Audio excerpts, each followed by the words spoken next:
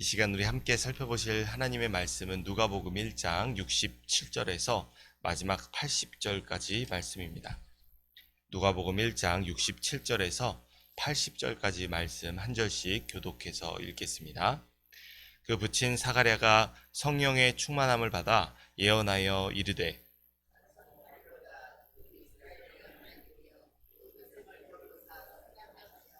우리를 위하여 구원의 뿔을 그 종 다윗의 집에 일으키셨으니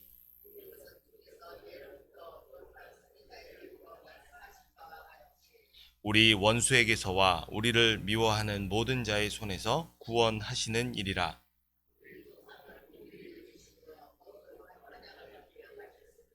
곧 우리 조상 아브라함에게 하신 맹세라. 종신토록 주의 앞에서 성결과 의로 두려움이 없이 섬기게 하리라 하셨도다.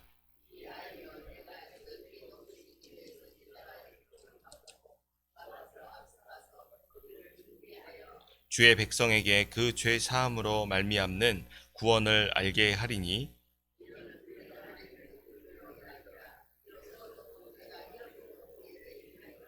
어둠과 죽음의 그늘에 앉은 자에게 비치고 우리 발을 평강의 길로 인도하시리로다 하니라.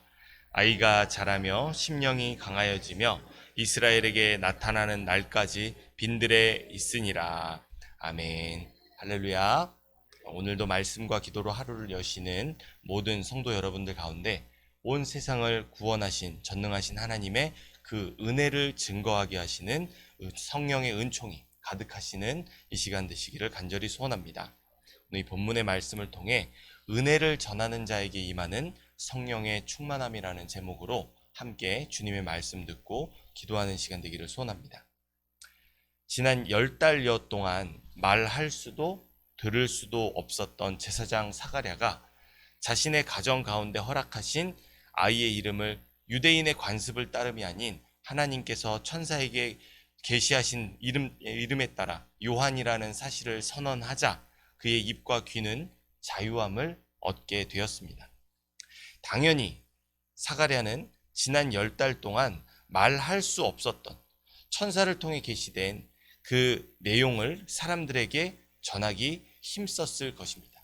그리고 이 소식을 접하게 된 온 유대 산골의 사람들은 이 아이가 장차 어찌 될까? 대체 어떤 사람이 될까라고 생각하게 만들며 모두의 생각과 마음을 사로잡기에 충분했습니다. 도대체 10달 동안 말할 수도 없고 들을 수도 없었던 이 사가랴가 자유함을 얻게 되어서 전한 내용이 무엇이었길래 이 유대 산골 모든 이들의 마음을 사로잡게 만든 것일까요? 바로 그 내용이 오늘 본문의 자유함을 얻은 사가랴가 입술의 침묵을 뚫고 10달 이후에 묵상한 결과를 통해서 하나님께 영광 돌린 찬양의 내용입니다. 하나님은 천사를 통해 사가랴와 엘리사벳 가정에 행하실 일, 곧 죽은 자와 같고 단산한 상황에 이른 이 가정에 요한이라는 자녀가 태어나게 하셔서 그가 하나님 앞에 큰 자가 되고 거룩하게 구별되어 모태로부터 성령의 충만함을 받아 온 이스라엘을 하나님께로 돌이키는 사명을 감당하게 될 것이라는 사실이었습니다. 이 요한은 엘리야의 심령과 능력으로 곧 하나님께서 택하신 백성들을 저들의 죄악에서 구원해내실 독생자 예수 그리스도보다 먼저 태어나서 아버지의 마음을 자신에게 거스르는 자를 의인의 슬기에 돌아오게 하는 회개를 선포하는 사명을 감당하게 될 것입니다. 이것이 천사를 통해 하나님께서 사가랴에게 전하게 하신 내용이었습니다. 사가랴는 분명 자신의 가정에서 태어나게 될 요한에 대해서 듣게 되었지만 이 계시된 말씀의 무게중심, 다시 말해서 그가 들은 말씀을 10달 동안 묵상한 뒤에 찬양으로 고백하고 있는 이 내용을 보면은 자신에게서 태어날 아이가 아니라 그 아이가 가리키는 한 존재에 대해서 무게중심이 온전히 실려 있습니다. 그 사가랴의 찬양의 중심, 찬양의 고백의 중심에는 곧 예수 그리스도가 계시죠. 다시 말해서 사가랴는 자신에게서 태어날 요한에 대한 소식을 통해서 드디어 하나님의 백성들을 구원으로 인도할 메시아의 시대가 도래되었음을 찬양하고 있는 것입니다. 그런데 사가랴는 자신이 들은 바를 무려 10달 동안이나 전할 수가 없었습니다. 대신에 천사를 통해 선포된 하나님의 뜻을 구약 성경에 비추어 깊이 묵상할 수 있었습니다. 쉽게 말해서 계시된 하나님의 말씀을 선포하기 위해 10달이 넘는 시간 동안 설교 준비를 한 것입니다. 한 말씀을 가지고 깊이 묵상하면서 10달 동안 전하기만을 기다려 온 것이죠. 그 말씀이 얼마나 깊고 분명하겠습니까?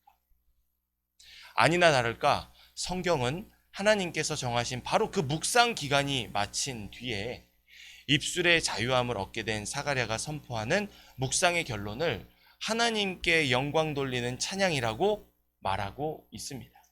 왜냐하면 사가랴의 찬양은 하나님의 백성을 저들의 죄악에서 구원할 하나님의 아들이시며 메시아이신 예수 그리스도로 가득하기 때문입니다. 예수 그리스도, 이것이 모든 성경을 통해 얻게 된 사가랴의 결론이요 하나님의 뜻이었습니다. 본문의 68절에서 71절 말씀 함께 읽겠습니다. 찬송하리로다 주 이스라엘의 하나님이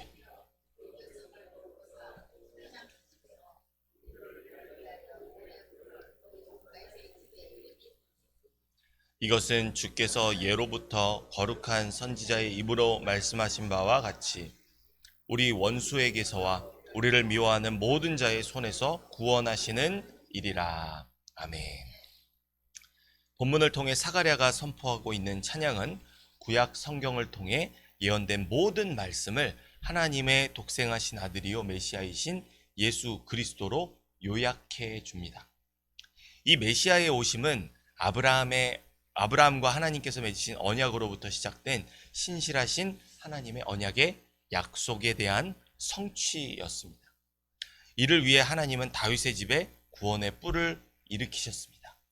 이는 오실 이의 강함을 상징하는 표현인데 구약 시대의 수많은 선지자들은 바로 이 다윗의 자손으로 오실 하나님 나라의 왕이신 메시아의 위대함과 강함을 세상을 향해 선포해 왔습니다. 이렇게 선지자들의 입을 통해 선포된 말씀 그대로 오신 메시아는 단지 이스라엘의 원수들로부터 구원하고 평화롭게 살게 해 주시는 분이 아닙니다. 그는 아담과 하와로부터 시작된 세상의 공중 권세를 잡은 마귀 사탄으로부터, 즉 히브리서 12장 1절의 말씀처럼 세상의 모든 얽매이기 쉬운 죄로부터 건져내어 자유함을 주시는 분이십니다. 이렇게 하나님께서 구약시대의 수많은 선지자들을 통해 선포된 독생하신 아들을 통해 우리를 죄와 사망의 권세로부터 자유케 하시는 이유가 무엇일까요? 지으신 모습 그대로 하나님의 원하시는 뜻대로 회복시키시기 위함입니다. 70절에서 75절 말씀 함께 읽겠습니다. 이것은 주께서 예로부터 거룩한 선지자의 입으로 말씀하신 바와 같이 우리 원수에게서와 우리를 미워하는 모든 자의 손에서 구원하시는 일이라. 우리 조상을 긍휼히 여기시며 그 거룩한 언약을 기억하셨으니 곧 우리 조상 아브라함에게 하신 맹세라. 우리가 원수의 손에서 건지심을 받고 종신토록 주의 앞에서 성결과 의로 두려움 없이 섬기게 하리라 하셨도다. 아멘. 언약의 하나님의 뜻을 따라 메시아이신 구원자 예수님의 오심은 단지 우리를 죄와 사망의 권세로부터 건져내시는 것뿐만이 아닙니다. 오히려 그것은 영혼의 구원을 얻었음에도 아담의 죄를 짊어지고 살아가는 이 썩어질 육신을 입고 연약한 존재로 살아가는 우리가 75절에서 전하는 바와 같이 구원자 예수의 성결과 의를 힘입어 하나님 앞에서 종신토록 두려움 없이 그분의 말씀을 따라 섬기는 삶을 살아가게 하시기 위함입니다. 이를 위해 예수님께서는 십자가에서 흘리신 피로 하나님과 죄인된 나 사이를 화목하게 하셨습니다. 뿐만 아니라 영광스러운 부활 이후에도 하늘 보좌를 섬기는 대제사장이 되시어 지금도 하나님과 나 사이에 중보자로서의 사명을 쉬지 않고 감당하고 있습니다. 감당하고 계십니다. 영원토록 말입니다. 바로 이 하나님의 아들이시며 메시아이신 온 인류의 대속자 예수 그리스도의 오실 길을 준비하는 사명을 맡은 자가 사가랴와 엘리사벳 사이에서 태어난 요한입니다. 이 자가 곧 회개의 세례를 베풀며 엘리야의 심정으로 많은 백성들을 하나님께로 돌이키게 할 세례 요한인데, 사가랴는 자신의 몸에서 태어난 아이의 섬김을 통해 오실 메시아의 위대한 일들을 찬양하게 됩니다. 자기 자식 자랑하는 것은 부모의 당연한 일인데, 이 사가랴는 그 자식을 통해서 하나님의 독생하신 아들 예수 그리스도를 자랑하고 있는 것입니다. 우리 76절에서 79절 말씀 함께 읽겠습니다. 이 아이여, 내가 지극히 높으신 이의 선지자라 일컬음을 받고 주의 백성에게 그 죄사함으로 말미암는 구원을 알게 하리니 이는 우리 하나님의 긍휼로 인함이라. 이로써 돋는 해가 위로부터 임하게 하여 어둠과 죽음의 그늘에 앉은 자에게 비치고 우리 발의 평강의 길로 인도하시리로다 하니라. 아멘. 하나님은 사가랴와 엘리사벳 사이에서 태어난 요한을 지극히 높으신 하나님의 선지자로 자라나게 하시고 곧 오실 메시아보다 앞서가며 그가 행하실 일들을 준비하는 사역을 감당하게 하실 것입니다. 바로 이 요한을 통해 세상은 오실 메시아를 맞을 준비를 하게 되고, 메시아는 어둠과 죽음의 그늘 아래에 있던 세상을 향해 의로운 햇빛을 비추심으로 죄사함을 받게 하시고 영생하는 생명이 있는 평강의 길로 인도하실 것입니다. 이 모든 은혜가 우리가 현재 받아 누리고 있는 하늘 아버지의 우리를 사랑하신 그 모든 사랑의 뜻인 줄 믿습니다. 이것이 바로 제사장 사가랴가 10달여 동안을 천사를 통해 계시된 하나님의 말씀을 구약 성경과 함께 깊이 묵상하고 내린 결론이었습니다. 그는 분명 죽은 자와 같은 자신과 단산한 아내 엘리사벳 사이에 요한이란 아이가 태어나게 될 것이라는 말씀을 듣고 깊이 묵상했지만, 그 결론은 온 세상의 주되시고 구원자이신 하나님의 독생자 메시아를 향합니다. 이스라엘의 제사장이자 거룩하게 구별된 의로운 사람인 이 사가랴 자신조차에게도 이 메시아의 다스림이 필요한 어둠에 갇힌 자라는 사실을 사가랴는 분명히 알게 되었습니다. 그는 의인으로 살아가며 하나님의 영광을 비추는 존재라고 생각했지만 그렇지 않다는 것입니다. 하나님의 영광의 광채를 비출 이는 단 한 분, 하나님의 아들로 태어나실 메시아이심을 깨닫게 된 것이지요. 그리고 하나님의 말씀을 통해 내린 결론이자 하나님이 제시하신 구원의 길, 즉 온 세상의 주되시고 구원자이신 하나님의 독생자 메시아만을 따르는 것이 죄인으로서 의로운 일을 행하는 유일한 길이라는 사실도 깨달을 수 있었습니다. 그렇다면 우리는 날마다 일용할 양식으로 공급하시는 하나님 말씀에서 어떠한 결론을 얻고 있습니까? 하나님의 말씀이 우리에게 예수 그리스도라는 결론으로 분명하게 드러나고 있습니까? 만일 그렇지 않다면 나의 사리 사욕과 나의 목적과 나의 귀에 듣기 좋은 말들로 가득하고 있지 않습니까? 성경은 그것이 당연하지 않다고 말합니다. 모두가 성경 앞에서 예수 그리스도라는 결론을 얻을 수 있는 것이 결코 당연한 일이 아니라고 말합니다. 우리는 주의 깊게 듣고 사사롭게 풀어서는 결코 안 됩니다. 예수님의 제자들을 생각해 보시기 바랍니다. 그들은 바로 그 메시아로 오신 예수님께로부터 직접 듣고 현장 학습도 하며 몸소 체험했습니다. 그분의 위엄과 거룩하심과 위대하심을 두 눈으로 보고 듣고 목격하고 느낀 것이죠. 그러나 하나님의 말씀 그 자체이신 예수님을 온전히 발견하고 제대로 이해했던 사람은 거의 없었습니다. 죽으시고 부활하시어 승천하신 이후에야, 오순절 성령의 역사가 있고 난 이후에야 비로소 구원의 복음 되신 예수님을 믿는 자들이 모여 교회가 세워지게 되었습니다. 그런데 이보다 훨씬 앞선 시대의 사람인 제사장 사가랴가 천사를 통해 계시된 하나님의 뜻과 구약 성경을 통해 신구약 모든 성경을 관통하는 메시아에 관한 깊은 이해를 통해 그를 찬양하며 영광 돌리고 있다는 사실이 놀랍지 않으십니까? 심지어 그에게는 복음서도 없었고 요한계시록도 없었고 바울서신도 없었고 공동서신도 없었습니다. 그런데 어떻게 이 사가랴는 이 놀랍고도 비밀한 창세 이전에 하나님께서 계획하신 구원의 비밀을 온전히 깨달아 알 수 있는 깊은 통찰과 믿음을 가질 수 있었던 것일까요?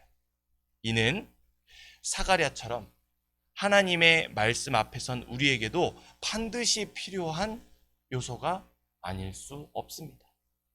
이를 위해 오늘 본문 말씀에 처음으로 돌아가서 그 정답을 함께 발견해 보도록 하겠습니다. 67절 말씀 함께 읽겠습니다. 그 부친 사가랴가 성령의 충만함을 받아 예언하여 이르되. 아멘. 성경은 세례 요한에 부친 사가랴가 하나님의 아들이시며 메시아이신 예수 그리스도를 예언할 수 있었던 이유에 대해서 무엇이라고 말하고 있습니까? 바로 성령의 충만함입니다. 다시 말해서 하나님의 성령께서 사가랴로 하여금 이 비밀한 구원의 진리를 깨닫게 하신 것입니다. 사랑하는 성도 여러분, 사가랴가 천사를 통해 받은 하나님의 말씀은 예수 그리스도라 하는 말로 다할 수 없는 은혜였습니다. 이 은혜는 오늘 우리가 가지고 있는 기록된 하나님의 말씀인 모든 성경이 증언하는 바입니다. 사가랴나 우리나 조건은 같습니다. 그러나 사가랴는 그가 받은 예수 그리스도라 하는 하나님의 놀라운 구원 계획을 가만히 가슴에 품고 있지 않았습니다. 적극적으로 입술을 열어서 전하기를 힘썼습니다. 10달이 넘는 시간 동안 하나님께서 갖게 하신 그 묵상에 침묵의 기간을 통해 오직 그 말씀만을 깊이 묵상하였고, 때가 이르렀을 때, 그가 전할 수 있는 때가 이르렀을 때, 전할 수 있든 전할 수 없든 때를 얻든 얻지 못하든 그는 입술을 열어 하나님의 놀라운 이 은혜를 찬양한 것이죠. 이것이 우리를 향하신 하나님의 뜻인 줄 믿습니다. 우리는 받은 은혜를 헤아리고 감사하는 것을 넘어서 할렐루야, 아멘, 감사합니다 를 넘어서 성령 충만함을 입은 거듭난 삶으로 나아가야 합니다. 하나님의 말씀을 들음에서 샘솟은 참된 믿음이 이를 전하고자 하는 열심과 만나게 되었을 때 사가랴는 모든 하나님의 말씀을 온전히 깨달아 예수 그리스도라는 결론을 내리게 된 이 성령의 취함을 받은 온전한 하나님의 사람으로 거듭날 수 있었습니다. 하나님께서 내게 주신 예수 그리스도라 하는 은혜 앞에 감사와 기쁜 마음이 있으십니까? 그렇다면 이 구원의 기쁜 소식 대신 예수 그리스도를 힘써 전하시기 바랍니다. 말로 전하고 행동으로 전하며 내가 있는 그 모든 곳에서 성경이 가리키는 바로 그 유일한 한 분 예수 그리스도를 전하는 삶을 살아가시기 바랍니다. 그럼 우리 가운데 하나님께서 친히 우리의 내면의 부정함을 제하여 주시고 성령의 전으로 거듭나게 하시며 불의한 세상을 넉넉히 이기며 살아가게 하시는 바로 그 성령의 충만함을 입은 자로 살아가게 하실 줄 믿습니다.